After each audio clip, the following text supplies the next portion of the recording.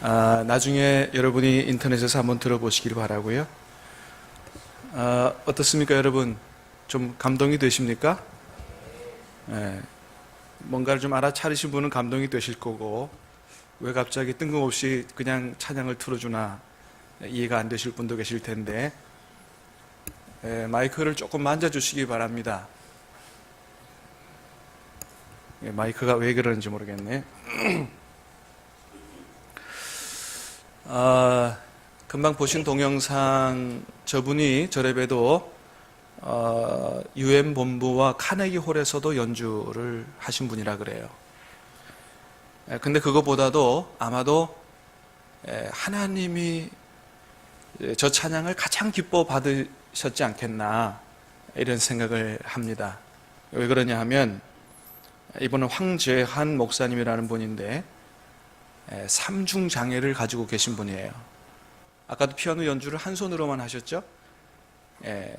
한 손이 없습니다. 두 손이 이렇게 있지만 한쪽은 의수고 그 다음에 청력 중에 한쪽은 들리지가 않습니다.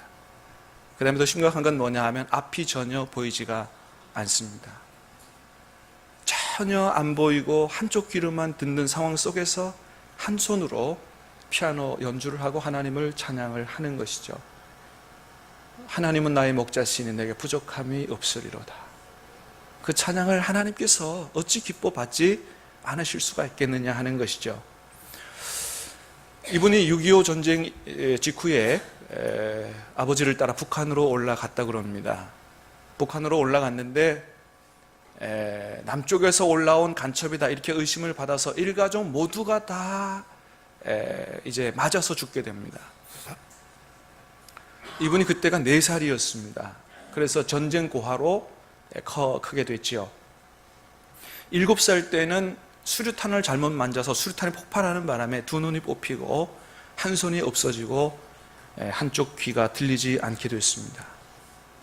미군 군종의 도움을 받아서 고아원으로 보내졌고 그 다음에 대구 광명학교에 입학을 하게 되면서 공부를 하게 됐는데 앞도 안 보여요. 들리지도 않아요. 손은 하나 없어요. 삼중장애를 가지고 뭘 어떻게 하겠어요.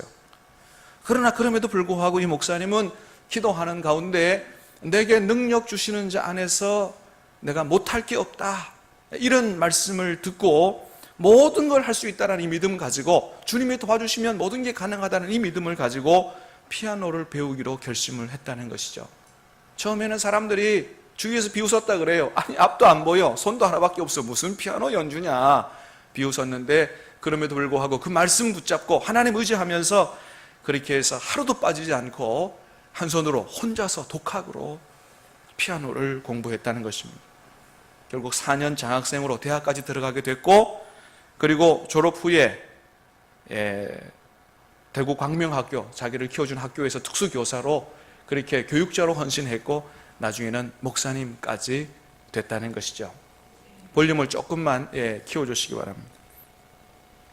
그래서 지금까지 한 5천여 회 정도 간증집회를 하시는데 간증집회 할 때마다 이분이 말하는 것은 절망은 끝이 아니라 기적이 시작되는 순간이고 어떠한 절망적인 환경 가운데서도 주저하지 않고 하나님을 바라보고 기도하는 사람에게는 하나님께서 기적이라고 하는 걸 선물로 준비하고 계신다.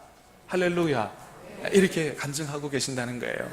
절망적인 상황에 주저하지 않고 하나님을 바라보는 자에게 하나님은 기적을 준비하고 계신다. 사랑하는 여러분, 이런 놀라운 기적의 역사가 저와 여러분의 인생과 가정과 교회와 또 이 나라 가운데 일어날 수 있게 되기를 주님의 이름으로 축복합니다. 죄송합니다. 모니터를 조금 키워주시고 청중을 향한 마이크는 조금 줄여주시고 여러분 지금 우리나라의 상황을 한 단어로 표현하라고 한다면 여러분 어떤 단어로 표현할 수가 있겠습니까?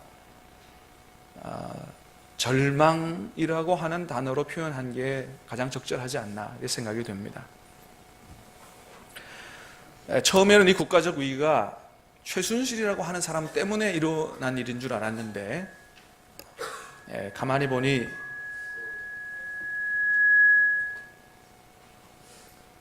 모든 문제의 중심에는 대통령이 간접적으로 다 연결되어 있다라고 하는 사실이 확인되고 있습니다. 특별히 미르 K스포츠 재단을 만들기 위해서 대기업들 총수들에게서 강제 모금을 한 것이 그 장본인이 바로 대통령이었다라고 하는 기록이 전 안종범 수석의 다이어리에서 그렇게 밝혀졌다라고 하는 것입니다. 지금 우리나라의 상황을 여러 외신들도 앞다투어서 방송하고 있는데, 미국의 유명한 일간지 워싱턴 포스트지는 우리나라의 이 작금의 상황을 미국 역사 정치사의 큰 오점으로 남아있는 이 워터게이트 사건 이상이다, 이렇게 보도를 했다고 하는 거예요. 이 워터게이트 사건이라고 하는 게 미국 정치사에 굉장한 오점으로 남아있는데, 이 워터게이트 사건은 1972년 6월 달에 닉슨 대통령이 이제 그러니까 미국에서 대통령 선거를 앞두고 미국 이 닉슨 대통령이 현직 대통령이 재선을 하도록 하기 위해서 그 최측근 중에 한 사람이 워싱턴의 워터게이트 빌딩에 도청 장치를 설치하려다가 발각된 사건인데, 그 사건으로 말미암아서 닉슨 대통령이 이 대통령직에서 물러나는 이런 아주 굉장한 초유의 사태를 만들어내는 이런 사건이 바로 워터게이트 사건인데, 우리나라의 시국은 지금 그거보다 더 큰 대형 스캔들이다, 외신들이 지금 그렇게 보고 있다는 것이죠. 어떻게 말하면 지금 우리나라에 불어닥친 이 최순실 게이트는 국가적인 재앙이다, 이렇게 얘기할 수 있을 것이라고 생각이 됩니다. 그런데 여러분, 이런 국가적인 재앙이 오늘 본문에서 보는 대로 지금 우리나라에만이 아니고 지금부터 2700년 전에 저 이스라엘 땅에 미가 선지자가 활동하던 시대에도 있었던 것으로 그렇게 보입니다. 미가 선지자는 남유다 제11대부터 13대 왕인 요담 아하스와 히스기야 왕 때 활동하던 선지자인데, 당시의 상황을 보고 이렇게 얘기합니다. 자, 1절 말씀을 한번 다시 읽어보도록 하겠습니다. 1절입니다. 시작. 재앙이로다. 나여, 나는 여름 과일을 딴 후와 포도를 거둔 후 같아서 먹을 포도송이가 없으며 내 마음에 사모하는 처음 익은 무화과가 없도다. 아멘. 미가 선지자가 뭐라고 하냐 하면 자기 시대를 향해서 재앙이로다, 이렇게 얘기했습니다. 재앙이로다. 왜 재앙이라고 그랬냐 하면 자기는 지금 자기에게는 열매가 없기 때문이다. 나여, 나는 여름 과일을 딴 후와 포도를 거둔 후 같아서 먹을 포도송이가 없으며 내 마음에 사모하는 처음 익은 무화과가 없도다. 열매가 없기 때문이라는 거예요. 자, 그런데 그 열매가 어떤 열매냐? 2절에서 이렇게 말합니다. 2절입니다. 시작. 경건한 자가 세상에서 끊어졌고 정직한 자가 사람들 가운데 없도다. 무리가 다 피를 흘리려고 매복하며 각기 그물로 형제를 잡으려 하고. 아멘. 한마디로 말하면 사람이 없다는 것입니다. 사람이 없다. 모든 사람들이 다 악의와 탐욕을 가지고 남의 것을 강탈하려고만 하지 정말로 하나님 앞에서 정직하고 경건하게 사는 사람이 없다는 거예요. 이리를 둘러봐도 없고 저리를 둘러봐도 없고 온 세상에 하나님 앞에서 정말 정직하고 경건하게 사는 사람이 없다, 얘기하는 것입니다. 그래서 미가는 그래도 누구보다도 정의를 본분으로 알고 살아야 될 그런 이 나라 지도자들에게서는 혹시나 그런 사람을 찾아볼 수 있지 않을까, 그래서 지도자들에게로 눈을 돌려봅니다. 3절 4절 말씀입니다. 3절 4절 시작. 그 지도자와 재판관은 뇌물을 고하며 권세자는 자기 마음의 욕심을 말하며 그들이 서로 결합하니 그들의 가장 선한 자라도 가시 같고 가장 정직한 자라도 찔레 울타리보다 더하도다. 아멘. 그래서 정의를 본분으로 알아야 되는 이 사회 지도자들에게 눈을 돌려봤는데, 근데 그 상황이 어떻다고요? 지도자와 재판관은 뇌물을 고하고 권세자는 어때요? 자기 마음의 욕심을 말하며, 그러니까 자기 마음의 욕심을 따라서만 행하더라는 거예요. 그래서 당시에 지도자들이 얼마나 타락했는지, 힘과 권력을 가진 사람들 가만 보니까 가장 선한 자라 할지라도 가시와 같다. 가장 가장 착한 자라고 가장 바르게 하는 사람이라고 이렇게 해도 봐도 울타리의 찔레보다도 더하다라는 거예요. 이러니 그 사회, 그 당시의 사회가 얼마나 부정부패가 심하고 타락했는가를 우리가 잘 볼 수 있는 것이죠. 여러분, 그렇습니다.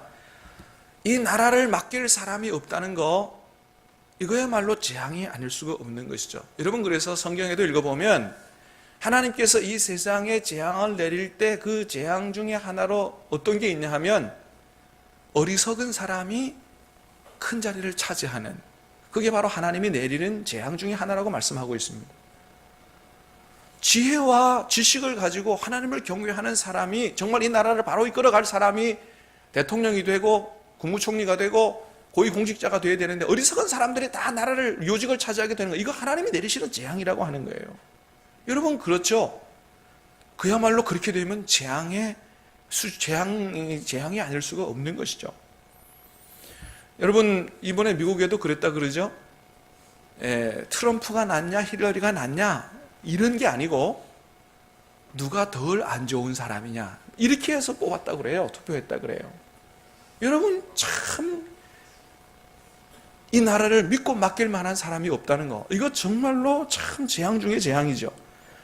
사랑하는 여러분, 이제까지 우리나라 역사에 정말로 온 국민의 사랑과 존경을 한 몸에 받는 그런 대통령이 이제까지 한 사람도 없었는데, 간절히 바라기는 앞으로는 정말로 요셉 같은, 다니엘 같은 하나님을 경외하고 정말로 하나님 주신 권력을 가지고 바로 통치하는, 국민을 사랑하는, 온 국민의 사랑과 존경을 한 몸에 받을 수 있는 그런 훌륭한 정치인이, 대통령이, 공직자가, 고위공직자가 나올 수 있게 되기를 주님의 이름으로 축복합니다. 간절히 바라기는 하나님을 잘 섬기는 저와 여러분의 자녀 손들 가운데 그런 인물이 나올 수 있게 되기를 주님의 이름으로 축원합니다. 정치 지도자들을 바라봐도 소망이 없더라는 거죠. 그래서 미가 선지자는 이제 마지막으로 이 사회의 가장 보루인 친구들을 바라보고 가정을 바라보았습니다. 가정들에게 눈을 돌려봤습니다. 5절 6절 말씀 시작. 너희는 이웃을 믿지 말며 친구를 의지하지 말며 내 품에 누운 여인에게라도 내 입의 문을 지킬지어다. 아들이 아버지를 멸시하며 딸이 어머니를 대적하며 며느리가 시어머니를 대적하리니 사람의 원수가 곧 자기의 집안 사람이로다. 아멘. 지도자들에게 희망을 못 두어서 이제는 이웃들을 보고 친구들을 보고 가장 사회의 마지막 보루인, 누구보다도 서로를 신뢰하고 아껴주고 사랑해줘야 될 믿을 만한 가족들을 바라봤는데 결과가 어떻게 됐어요? 이웃도 못 믿어요. 친구도 못 믿어요. 사랑하는 가족도 서로 원수가 돼서 싸우고 신뢰가 무너지는 이런 사회 상황이 되어버렸다고 하는 것입니다. 그러니 그 시대의 상황을 미가가 바라볼 때 어찌 재앙이로다 안 할 수가 있겠느냐 하는 것입니다. 여러분, 그런데 중요한 것은 이게 남의 얘기가 아니고 오늘 우리의 얘기가 아닌가 하는 것입니다. 여러분, 우리도 이웃과의 정 안 나눈 지 오래됐고요. 이웃들 사이에 뭐 층간소음이나 주차 시비로 서로 원수같이 지내는 이런 사람들이 너무나 많고, 심지어는 가족들 안에서도 서로 상처를 받고 남남이 돼서 원수처럼 지내는 그런 사람들이 얼마나 많으냐 하는 것이죠. 지난달 30일에 저 중국의 쓰촨성에서 어느 한 시골 마을에 옥수수 밭에서 동네 주민 100명이 모여서 공개 법정을 열었다 그럽니다. 법정을 열었는데 그 법정에선 원고와 피고가 다 서로 가족이었다 그래요. 얘기를 보니까 어머니가 자식들을 고소한 것입니다. 73세 되는 어머니 린슈주 할머니에게는 아들 둘, 딸 둘이 있었다 그래요. 2009년에 남편이 세상을 떠나자 둘째 아들 집에서 같이 지내왔는데 며느리하고 문제가 생겨서 그 집에서 나와서 한 6년 동안 혼자 살았다 그래요. 이제 더 이상 이제 나이가 들고 거동이 불편해서 다시 자녀들 집으로 들어가려고 그랬는데 이 아들 둘, 딸 둘 자녀들이 어머니를 받아줄 사람이 하나도 없는 거예요. 어느 누구도 나는 어머니를 모시지 못하겠다. 그래가지고 그 동네 어른들이 조정을 좀 시도를 했는데 도저히 조정이 안 돼서 어머니가 자녀들을 법정에다 고소를 하게 된 것입니다. 여러분, 가족이 가족을 고소하고 소송하는 거 우리나라에도 왕왕 있지요? 옛날에 무슨 우리나라 트로트 가수가 뭐 때문인지 모르지만, 돈 때문인지 뭔지 모르지만 하여튼 어머니와 자기 동생을 법정으로 고소해서 온 나라를 떠들썩하게 하고 참 국민들 보기에 민망한 그런 사건들이 있었고, 뭐 대그룹도 마찬가지죠. 뭐 롯데그룹에서도 그런 일이 있고 하는데, 여러분, 이렇게 우리가 이 사회의 지도자들은 물론이고 이웃도 친구도 가족도 못 믿을 정도가 되면 여러분 어떻게 해야 될까요? 여러분, 가정까지 무너졌다고 하는 것은 한 사람의 삶의 기반이 완전히 무너진 것입니다. 소도 비빌 언덕이 있어야 된다고, 그래야 되는데 가정이 무너졌다고 하는 것은 한 인생의 터가 완전히 무너졌다는 것을 말하는 건데, 여러분, 그렇게 되면 우리는 어떻게 살아야 됩니까? 웬만한 사람들 같은 경우에는 이제 모든 게 다 끝났다라고 생각을 하고 삶을 다 정리해서 산속으로 혼자 들어가서 살겠다, 이런 사람도 있을 거고, 모든 것을 다 포기하는, 삶을 포기하는 그런 사람도 있을 것 같은데, 여러분 같으면 그런 상황에서 어떻게 하시겠습니까? 근데 여러분, 오늘 본문에 보니까 미가 선지자는 그런 상황 속에서 이렇게 외칩니다. 7절 말씀을 같이 읽어보도록 하겠습니다. 7절입니다. 시작. 오직 나는 여호와를 우러러보며 나를 구원하시는 하나님을 바라보나니 나의 하나님이 나에게 귀를 기울이시리로다. 아멘. 할렐루야. 미가 선지자는 뭐라 그런다고요? 오직 나는 여호와를 우러러보며. 저 앞에 아마도 그러나라고 하는 단어가 있을 것 같아요. 지도자들을 봐도 소망이 없어요. 이웃들을 봐도 소망이 없어요. 가족들까지도 믿지 못해요. 이런 상황에 국가적 재앙이에요. 더 이상 소망이 없어요. 길이 없어요. 그럼에도 불구하고 오직 나는 여호와 하나님을 바라보겠다고 미가는 선언하고 있는 것을 보게 됩니다. 왜 미가가 하나님을 바라보려고 그래요? 첫 번째는 그분이 나를 구원하시는 하나님이요, 나에게 귀를 기울이시는, 나의 기도를 들어주시는 하나님이시기 때문에 그렇다고 하는 것입니다. 사랑하는 여러분, 우리 하나님이 우리를 구원하시는 하나님이신 줄로 믿으시길 바랍니다. 여러분, 하나님이 저와 여러분을 예수님의 십자가의 은혜 가운데 지옥의 권세 가운데서 구원하신 줄로 믿습니까? 지옥 가운데서도 구원하신 것을 믿으신다면 여러분, 우리가 이 세상을 살아가는 어떠한 어려운 가운데서도 하나님이 저와 여러분을 구원해 주시는 줄로 믿으시기를 바랍니다. 지옥 가운데서도 구원해 주셨는데 어려운 가운데서 왜 안 구원해 주시겠느냐는 거예요. 사랑하는 여러분, 하나님이 여러분의 중병 가운데서도, 여러분이 앓고 있는 중병 가운데서도 건져 주시는 줄로 믿으시길 바랍니다. 여러분의 가정의 위기 가운데서도 구원해 주시는 줄로 믿으시기 바랍니다. 사업의 위기 가운데서도 구원해 주실 줄로 믿고 하나님을 바라볼 수 있게 되기를 주님의 이름으로 축원합니다. 그래서 어떻게 하라고 말씀하냐 하면 시편 50편에서는 이렇게 얘기합니다. 같이 말씀을 읽습니다. 시작. 환난 날에 나를 부르라. 내가 너를 건지리니 내가 나를 영화롭게 하리로다. 할렐루야. 아멘. 그렇습니다. 환난 날에 하나님을 부르라는 거예요. 하나님을 바라보라는 거예요. 반드시 하나님이 우리 기도를 들어주시고 우리를 거기서 건져주시고, 그래서 살아계신 하나님을 체험하고 하나님 앞에 찬양과 영광으로 그렇게 하나님을 높일 수 있도록, 하나님께 영광 돌릴 수 있도록 그렇게 역사해 주시겠다는 것입니다. 사랑하는 여러분, 오직 하나님을 바라보시게 되기를 바랍니다.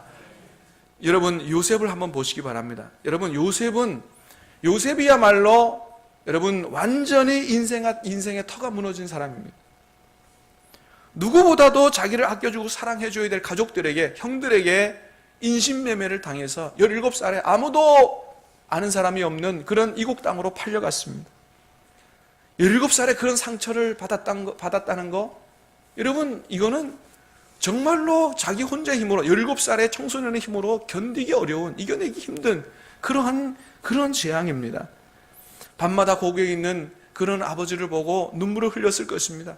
때로는 너무 힘들어서 모든 것을 포기하고 싶을 그럴 때가 아마도 한두 번이 아니었을 것이라고 생각합니다. 그러나 요셉은 절대로 자기 삶을 포기하지 않았습니다. 왜요? 지금 자기 옆에는 자기를 사랑해주는, 그렇게 사랑해주는 아버지는 안 계시지만 누구는 계시기 때문에, 하나님은 계시기 때문에, 할렐루야, 내 옆에 하나님은 계시기 때문에 나는 그 하나님을 바라보고 나는 이 어려움들을 이겨내겠다고 그렇게 고백하고 있는 것이죠.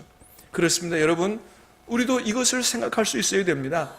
여러분, 친구도 없고 이웃도 없고 가족도 내 주위에 하나도 믿을 수 없는 그런 상황이 온다 할지라도 내게 사람이 없지 하나님이 없냐? 내게 가족이 없을지라도 내게는 하나님이 계신다. 여러분, 이런 믿음을 가지고 여러분, 우리 육신의 아버지보다 더 능력이 많으신 전능하신 하나님 아버지를 바라볼 수 있게 되기를 주님의 이름으로 축복합니다. 사랑하는 여러분, 하나님을 바라보는 자 반드시 그에게 소망의 빛을 비추어 주실 줄 믿습니다. 하나님을 부르는 자 반드시 부끄러움을 당하지 않도록 하나님께서 그 어려운 상황에서 건져 주실 줄로 믿습니다. 요셉은 고향도 친척도 가족도 다 잃어버린 완전히 삶의 기반이 다 무너진 그런 상황이었지만 하나님 한 분 바라보고 결국은 애굽의 총리로 하나님께 들어쓰임 받아 하나님께 영광을 돌리는 그런 삶을 살았던 것을 보게 됩니다. 여러분, 그래서 D.L. 무디 선교사는 이런 얘기를 했어요. 그대 자신을 바라보라. 반드시 실망할 때가 있을 것이다. 친구를 바라보라. 배신의 쓴 잔을 맛보리라. 남편이나 아내를 바라보라. 어느 때인가 헤어지고 죽음으로 갈라서리라. 자식을 바라보라. 철이 나기 전 세상을 떠나리라. 돈이나 명예를 바라보라. 어느 날 허무함을 맛보리라. 그러나 주 예수를 바라보라. 영원한 생명을 얻으리라. 아멘. 여러분, 우리 주변의 사람들이 다 믿지 못할 사람은 아니지만은, 그러나 결국 우리가 끝까지 믿을 수 있는 한 분은 바로 우리 하나님 아버지인 줄로 믿습니다. 여러분, 무엇을 바라보고 계십니까? 무엇을 바라보면서 실망하고 계십니까? 하나님을 바라보시기를 바랍니다. 하나님이 여러분의 기도를 들어주시고 하나님의 놀라운 기적의 역사로 도와주실 줄로 믿습니다. 여러분, 하나님은 우리 인생에게만이 아니라 여러분 이 나라에도 희망을 비추어 주실 줄로 믿습니다. 미가에게도 그렇게 하셨던 것을 보게 됩니다. 여러분, 8절 말씀 한번 같이 읽습니다. 시작. 나의 대적이여 나로 말미암아 기뻐하지 말지어다. 나는 엎드러질지라도 일어날 것이요 어두운 데에 앉을지라도 여호와께서 나의 빛이 되실 것이미로다. 아멘. 하나님은 어떤 분이시라고요? 엎드러질지라도 일어나도록 도우시는 분이요 어두운 데 앉아있을지라도 뭐예요? 빛을 비추어 주시는 하나님이시다는 거예요. 믿습니까? 여러분, 우리가 넘어져도 하나님이 다시 일으켜 세워주실 줄 믿습니다. 어두운 가운데 있어도 빛을 비추어 주실 줄로 믿습니다. 여러분, 한 나라의 역사적 대전환은 어디서부터 오는 것입니까? 한 나라의 역사적인 대전환은 바로 이 역사의 주관자 되시고 한 나라의 흥망성쇠를 주관하시는 우리 하나님으로부터 역사의 대전환이 오는 줄로 믿습니다. 여러분, 이스라엘 역사를 보시기 바랍니다. 여러분, 이스라엘 민족은 원래 애굽에서 430년 동안 노예로 살던 전혀 희망이 없는, 빛이 없는, 길이 없는 그런 민족이었습니다. 그런데 어떻게 출애굽하게 됐습니까? 어떻게 이스라엘이라고 하는 이름을 걸고 한 나라로 발전하게 됐습니까? 이스라엘 민족의 대역사적 전환은 바로 하나님께로부터 온 것입니다. 할렐루야. 하나님께서 그들에게 해방의 빛을 비추어 주신 것입니다. 여러분, 또한 이스라엘이 불순종해서 바벨론 제국에 멸망하게 되고 포로로 끌려가게 됐습니다. 완전히 망한 것 같았습니다. 그런데 70년이 지나고 다시 바벨론에서 해방받아서 고국으로 돌아오는 새로운 역사가, 이스라엘의 역사가 누구에게로부터 시작된 거예요? 하나님께로부터 시작된 것입니다. 또다시 이스라엘은 멸망합니다. AD 70년에 로마 제국의 군대들로부터 완전히 초토화가 돼서 그렇게 아무것도 남은 게 없었지만은, 그러나 2000년이 지난 이후 1948년에 다시 이스라엘이라고 하는 나라를 다시 되찾고 독립을 하게 되는 놀라운 그런 역사가 누구로부터 이루어진 것입니까? 하나님으로부터 이루어진 것입니다.